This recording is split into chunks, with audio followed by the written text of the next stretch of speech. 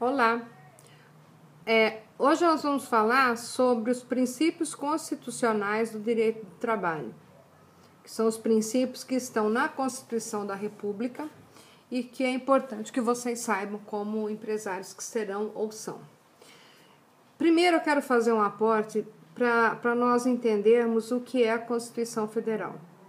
A Constituição Federal é o documento maior, é a Carta Magna, é a base de todas as leis. Nós dizemos que todas as demais leis estão sob o guarda-chuvão da Constituição, ou seja, a Constituição da República estabelece todos os princípios inerentes a uma sociedade democrática de direito que fará parte da legislação de um país, no caso, a nossa legislação brasileira.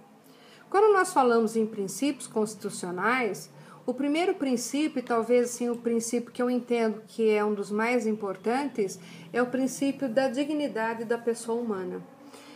A dignidade da pessoa humana, ela está atrelada, ela está ligada, ela está junto com o princípio de respeito, né, com o princípio dos direitos do homem, dos direitos do ser humano. Quando nós falamos de dignidade da pessoa humana, isso pode nos remeter a pensar naquele trabalho que nós lemos sobre o trabalho análogo ao do escravo. Também nos faz pensar que a condição de ser humano ela é superior e primordial sobre qualquer outra relação. E todos nós temos a obrigação de tratar o outro com respeito, com dignidade, com generosidade, e principalmente respeitando a condição de ser humano que é como cada um de nós, ok?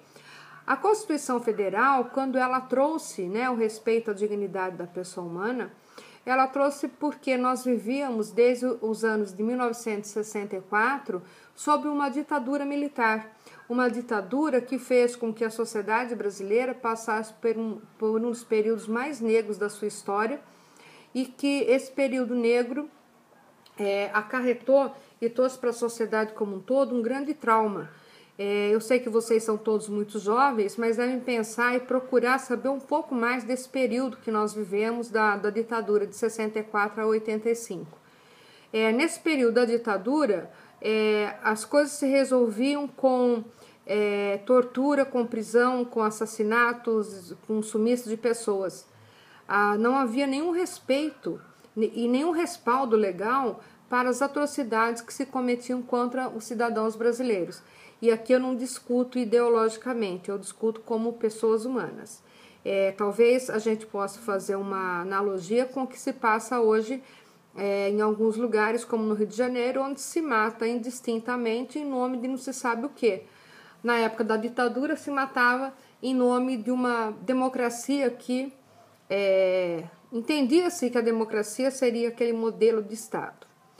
Em 1985, grandes movimentos se instalam no país, pleiteando, buscando, gritando que a democracia fosse restabelecida, que fosse restabelecida com as diretas, com eleições para presidente, e que o nosso Congresso voltasse a funcionar. E assim começa todo um processo, que se for o caso pode ser objeto de uma outra selfie, mas todo esse processo de caminhada entre um momento da ditadura para uma sociedade democrática, mais livre, mais justa, vai culminar com a instalação de uma Assembleia Nacional Constituinte, onde as pessoas se reuniram lá no Congresso Nacional, pessoas para discutir uma nova Constituição, pessoas de saber, pessoas inteligentes, pessoas que liam, pessoas que estudavam muito, e o que a gente chama aqui na nossa sociedade contemporânea de pessoas com saber jurídico ou com saber saber diferenciado, vamos dizer assim. Essas pessoas se reuniram e passaram a discutir uma nova Constituição. Nessa nova Constituição estabeleceu-se inúmeros pontos, e pontos importantíssimos para uma nova sociedade que surgia com o final do momento negro da nossa história, que foi o período da ditadura militar. A ditadura militar ela resultou de um golpe de Estado levado a cabo lá em 1964, ok? Um dos primeiros princípios que a Constituição Nova trouxe, e ela foi promulgada em 5 de outubro de 1988, foi o da dignidade da pessoa humana. A questão da dignidade da pessoa humana já estava estabelecida lá na Declaração dos Direitos Humanos, né? A Declaração dos Direitos do Homem, e que é imprescindível para que qualquer sociedade civilizada entenda que é preciso respeitar o outro, e respeitar o outro do jeito que o outro é. Respeitar as diferenças, respeitar as opções, respeitar a religião, respeitar a opção sexual.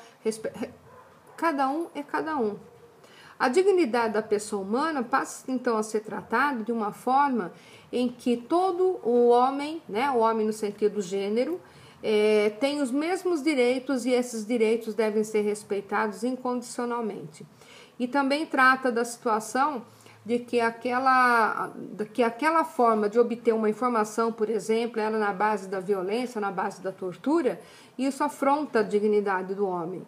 Assim como o trabalho de uma modalidade de exploração afronta a dignidade do homem. Assim como a exploração sexual da mulher afronta a dignidade da mulher.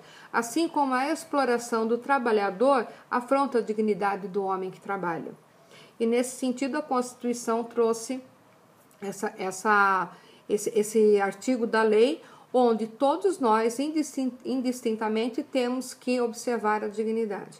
Eu lembro aqui que a dignidade da pessoa humana, ela está em respeitar os velhos, respeitar os novos, respeitar as crianças, respeitar os portadores de necessidades especiais, ouvir o outro, saber a opinião do outro, não julgar, porque todos nós somos iguais, e todos nós somos iguais diante da lei, certo? Nesse sentido, a Constituição veio e também enumerou lá no artigo 5º que os valores sociais do trabalho, eles precisam ser respeitados. Quais são os valores sociais do trabalho?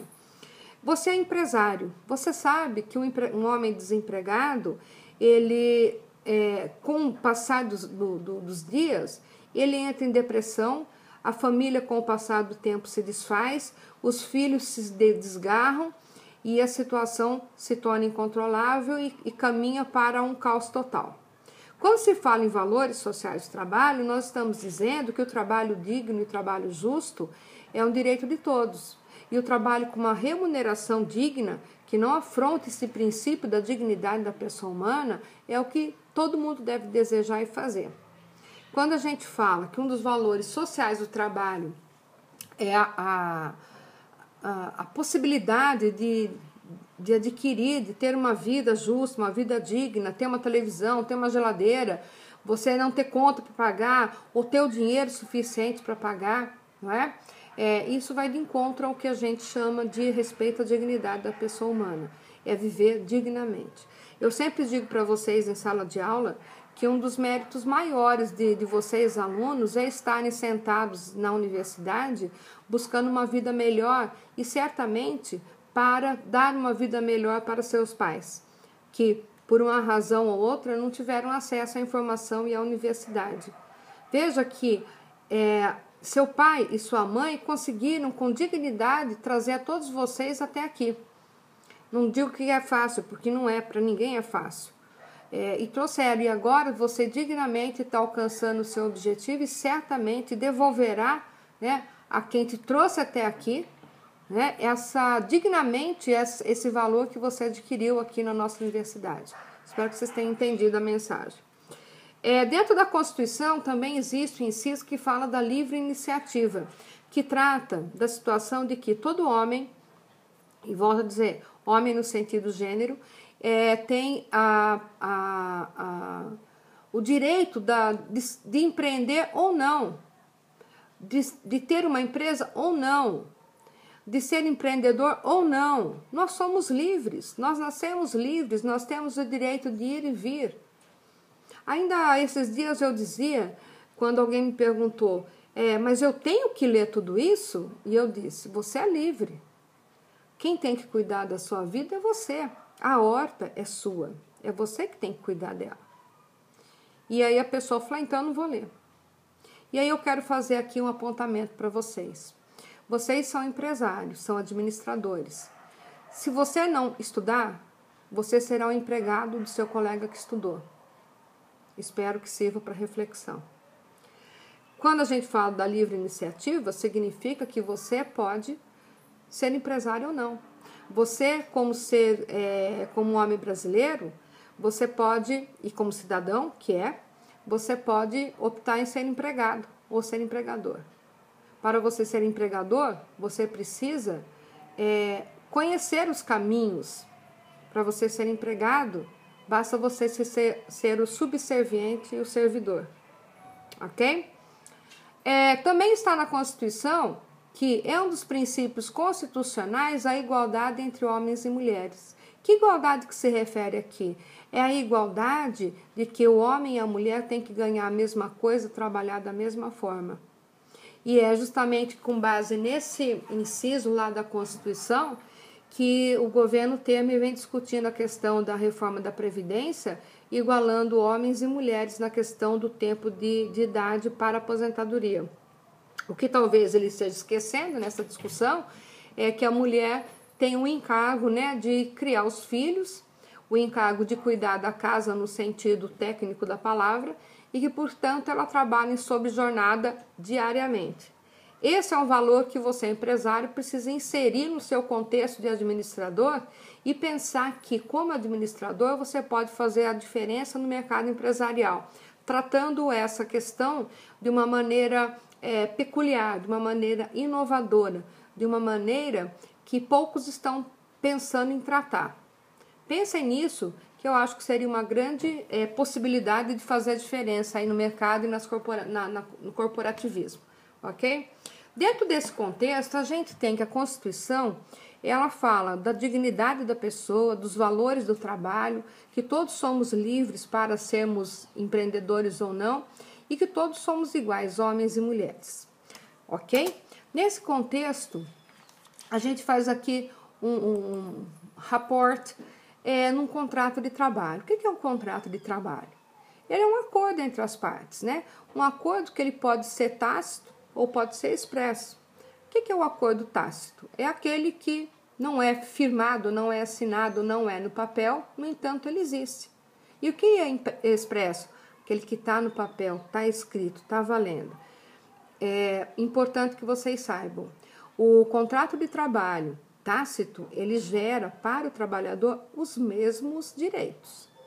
Então, como nós já falamos em outras selfies, se um trabalhador seu, ele tem horário, ele tem salário, ele tem chefe, ele trabalha diariamente e ele não é registrado, não tem os seus direitos garantidos, basta ele se socorrer do Poder Judiciário e terá todos esses direitos garantidos. E você, empresário, terá multas, mais o acréscimo do que você vai ter que pagar para um advogado para fazer a sua defesa, que é de 30%. Portanto, pensar num acordo tácito, achar que momentaneamente você tá de boa porque não está pagando INSS, fundo de garantia, você sabe que essa é uma faca de dois gumes e que o empregado vai buscar esse direito dele mesmo, certo? Então, se nós temos que o contrato de trabalho é esse contrato tácito, nós podemos dizer que o empregador, que pode ser uma empresa individual, uma empresa coletiva, é ele quem assume o risco da atividade econômica. É o empregador que ele vai admitir, assalariar, dirigir a prestação do serviço. É o empregador que assume o risco da situação.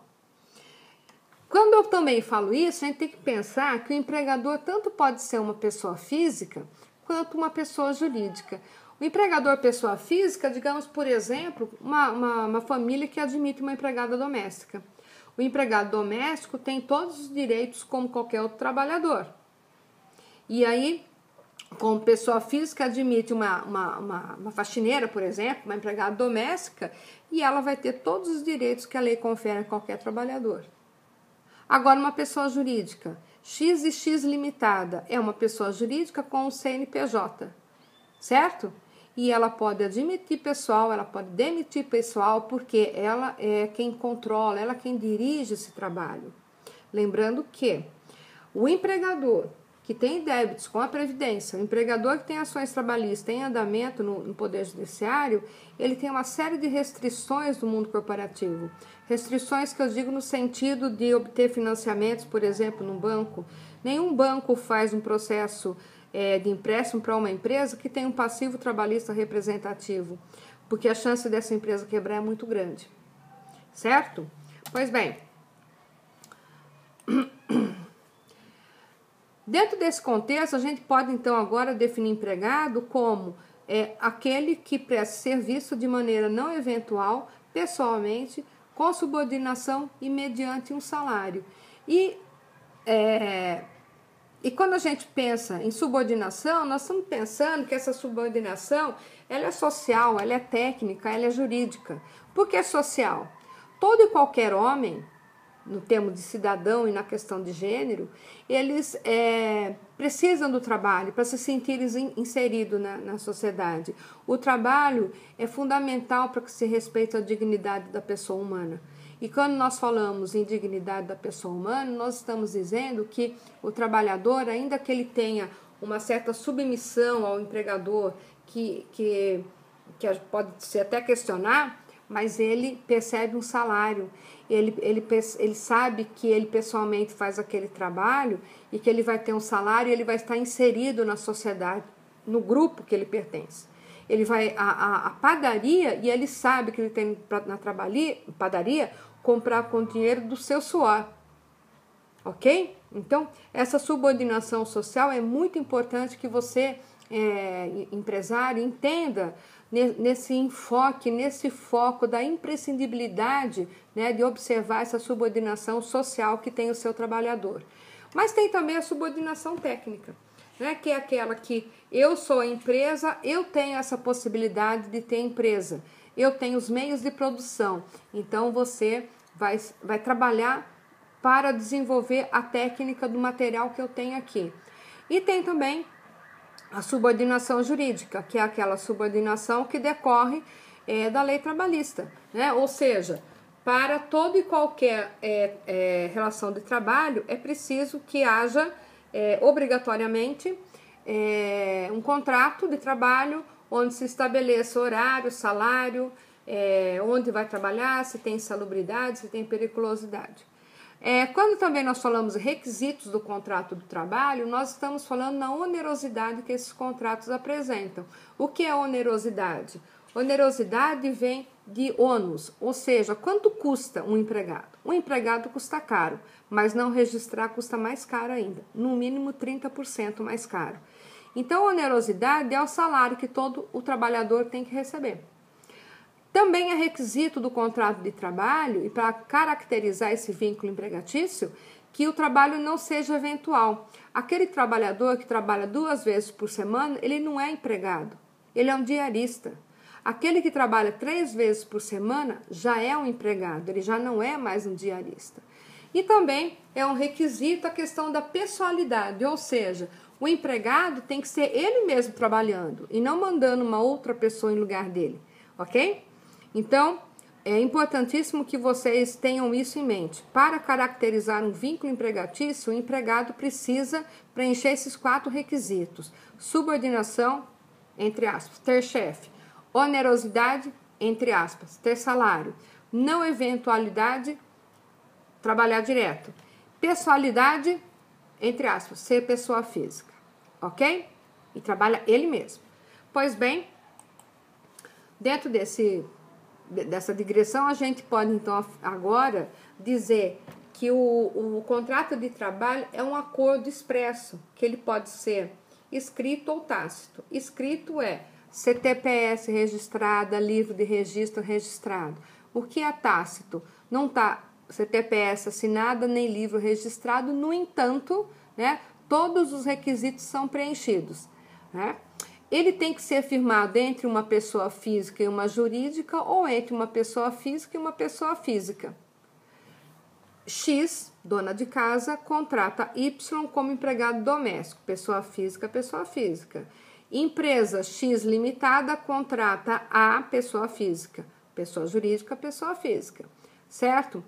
e que, principalmente nesse contrato de trabalho, há uma subordinação jurídica social ou técnica e há um pagamento de salário. E aqui a gente encerra essa definição dos principais princípios da Constituição na matéria trabalhista e o que é o contrato de trabalho. Espero que vocês pensem e reflitam nas coisas que foram ditas aqui. Muito obrigada.